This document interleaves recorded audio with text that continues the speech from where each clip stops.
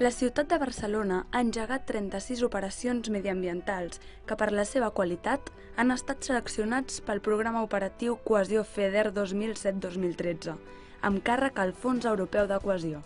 Barcelona hi participa en projectes de les 3 prioritats comunitàries que té el Programa Mediambiental i de Desenvolupament Sostenible de la Unió Europea. Millora de la gestió dels residus sòlids, xarxes de distribució i millora en la gestió de l'ús de l'aigua potable, millora del sanejament i la depuració de les aigües residuals.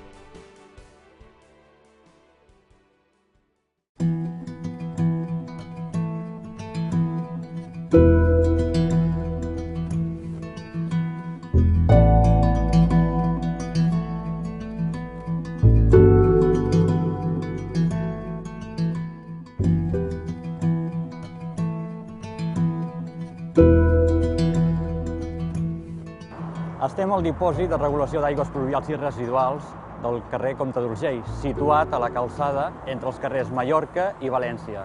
Si em voleu acompanyar, visitarem aquest dipòsit. Endavant. El dipòsit de regulació d'aigües pluvials i residuals és una infraestructura que tenim en el subsòl de la ciutat. Ens permet regular l'aigua de la claveguera en episodis de pluja. D'aquesta manera, introduïm l'aigua dintre del dipòsit i evitem que produeixi danys a baixar la xarxa. Ara m'acompanyeu al centre de control.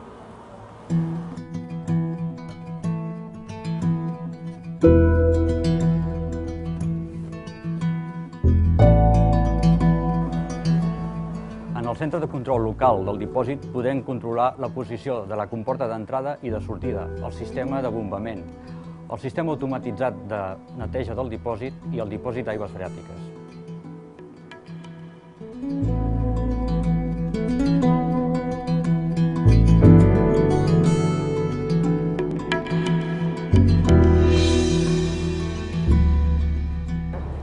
Estem a l'interior del dipòsit d'una capacitat de 16.000 metres cúbics. Les aigües que entren en aquest dipòsit procedeixen de la conca situada entre l'Avinguda Diagonal, el carrer Enric Granados, el carrer Comte d'Urgell i el carrer Mallorca. Aquest dipòsit beneficia la part baixa del carrer Urgell i la part baixa de la ciutat, de la zona de la plaça Espanya i de l'Avinguda Paral·lel.